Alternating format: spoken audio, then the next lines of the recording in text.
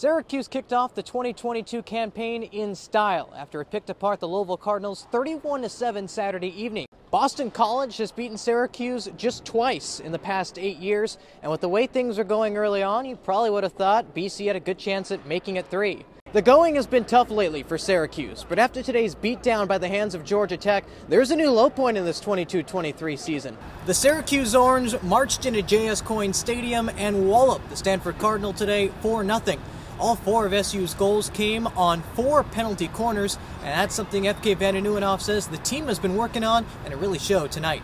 We're in the middle of the ACC softball tournament, and that means pitching is more important than it's ever been this entire season. And it was on display today for SU in their 2-0 win in the first round of the ACC softball tournament. Andrew, you mentioned that the Orange continue to find a way, and that's what they're going to need come tournament time. Continue to win games, survive, and advance. How do you think that'll play come NCAA tournament time? Coming up in sports, Syracuse football tries to do something it hasn't done since 2018 and just 4 times in the past 60 years. Plus, we'll also take a look at a wild Week 3 of the NFL when we return. On this day in 1987, 'Cuse football upset number 10 Penn State inside the Dome to become 6-0.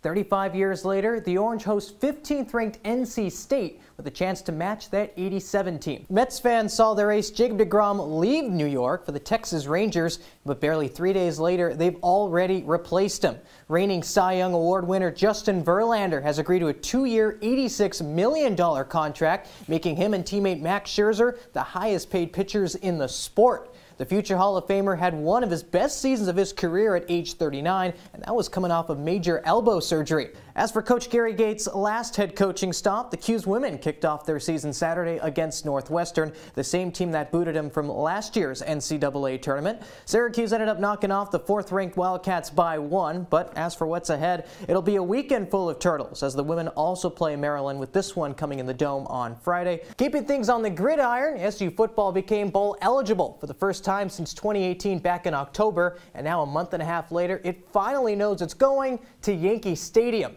After a 7-5 season, the 'Cuse are going to the Bronx for the Pinstripe Bowl. Fans could take the short 4-hour drive to catch their Orange one more time on December 29th. Switching over to the Diamond now, where the Yankees host the Guardians in a winner-take-all Game 5. The Bronx Bombers rode a stellar 7 innings from Garrett Cole in last night's 4-2 win. Now it's starter Jameson Taillon's turn to save the season, but now let's take a look at this NC State offense. 5th-year walk-on QB Jack Chambers running the show, and he's running for his life, trying to channel his inner Garrett Schrader, somehow staying on his feet, but Jatius Greer says not so fast, sacking the 5th-year QB. Now all SU needs is one more first down to salt this game away, and Schrader finds Damian Alford at the 25-yard line.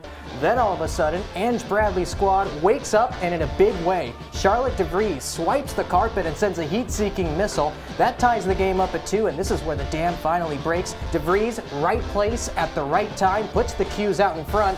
Then in the 4th quarter, FK Vanden Nieuwenhof on a penalty stroke. She eats those for breakfast. Syracuse trying to start the Felicia Legette-Jack era 3-0, but it was the Bearcats throwing some punches early on. One of them is this Genevieve Coleman triple to put Binghamton out in front, but as the game settled down, so did the 'Cuse offense. Deasia Fair, step back 3, filthy from the Buffalo transfer. Now the Orange dominated every facet of the game, including the fast break category of the box score. 28 big ones in that category, one of them including this Deasia Fair fancy layup. The bludgeoning continued in the second half, especially down low, where Dariana Lewis scoops it in for 2. Then for good measure, Tisha Hyman the nice spin around Jay. 'Cuse rolls in this one, and our very own Nick Luttrell has more in the hot start. But now into the second quarter, this is where Megan Tyrell really took over. Not 1, not 2, but 3 goals in 5 minutes. SU takes the lead right back until Stan Annabelle ties the game going into the break. Now, we might have had an upset on our hands if it wasn't for the veterans. And Megan Tyrell, I'm looking at you. 6 goals in this one. 'Cuse starting to pull away. Then Emily Harris-Chuck on a free position. That one puts the game on ice. That stops the bleeding, but not for long. Jimmy gets in on the action, the running layup. 13 points points for the Alder Bayheim. Then it's Cole Swider capping off a 13-0 first half run on offense. The offense humming, the defense doing the same. Looking good early and creating some turnovers right there. Hughes up comfortably at the half, but coming out of the break, BC showing some signs of life. Brevin Galloway, 1 for 12 from long range. That's his one. But the Eagles, they just shot 35% from the field in this one. And by about now, SU is really starting to play with its food at this point. Jadir Reese and the Warriors up by 6 after 1. But here come the brothers. Braden Burns, the acrobatic reverse, game high 20 for him. Didn't seem to matter for Liverpool. Bruce Wingate, the three-point shooter in rhythm, buries the three-point shot. 13 points for him. When a high school has a gym as nice as this, a basketball court as huge as this, and championship banners that hang like these, it's understandable that Liverpool Athletics has championship expectations. Two programs in particular are adding its 2023 season to the record books, as both the boys and girls squads won their section championships over the weekend. While it's two different teams, the characteristics that build them are quite similar. I think very resilient. I think we've showed times when we've been down, like at West Jenny, we were down 13 with 4 minutes to go, sending into overtime without Bruce in the lineup. The basketball team is we just fought, you know, Bria Cunningham, Jakira Stackhouse, a double-double, and a sophomore coming in off the bench just being electrifying for us was big in the sectional final. Even though these teams are known for lighting up the scoreboard, it's that grittiness and persistence that's really carried them to the state playoffs. And that's something Athletic Director Ari Lieberman says has really exemplified not only this high school, but this community as a whole.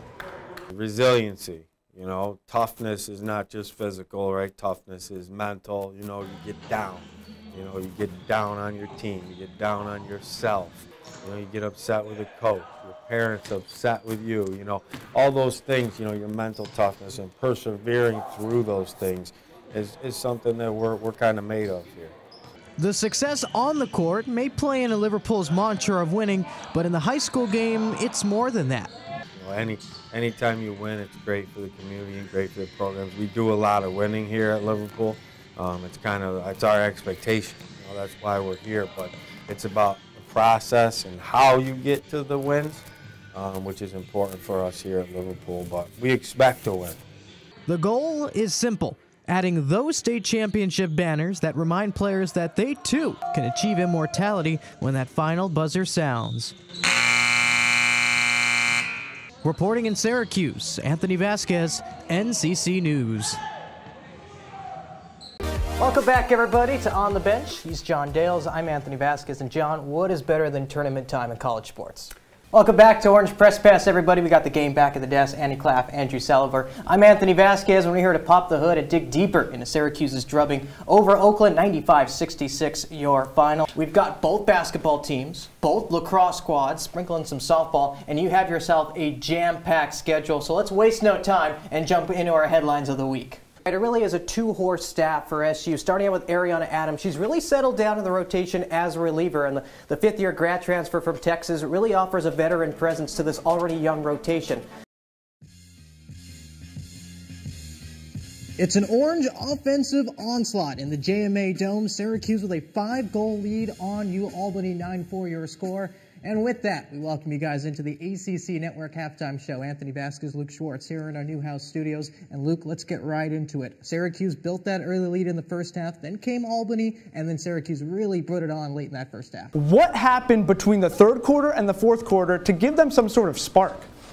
Well, the tenacity of the defense really changed. That unit smelled blood in the water. They were feeding off the crowd all night long, and they knew they had a shot to basically close out the game, and that's what the defense did, forcing those turnovers late and giving the offense a short field to essentially put the game away. So overall, it was the tenacity of the defense and basically the aggressiveness that Coach Babers' squad had. Zach, when nobody's in front of you when you're taking your three-point shots, you get pretty confident fast. Three-pointers are really contagious. Once one guy hits them, another guy hits them. Before you know it, the bench is getting involved, and then you can't miss the rest of the night. That's why Georgia Tech played Syracuse to the tune of 18 threes, a program record for the Yellow Jackets. They were shooting over 70% from the field at one point in the first half. They were shooting 50% from the three-point line at one point in the second half.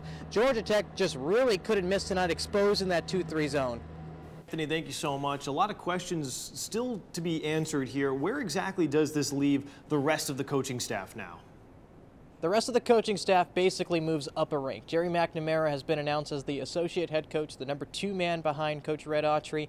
And Alan Griffin, he's been on the staff since 2017, 6 years for him. He'll be the second most senior assistant. As for the third assistant coach, it's still yet to be seen if Coach Autry is going to go outside of the Syracuse family or keep it in-house with the Syracuse alumni. But for now, it's McNamara as the associate head coach and Alan Griffin as the number 2 man. And Colin, we saw the Orange have virtually no answers to the Raiders' high-flying offense. So did you see any adjustments made on the defensive side to try and stop them?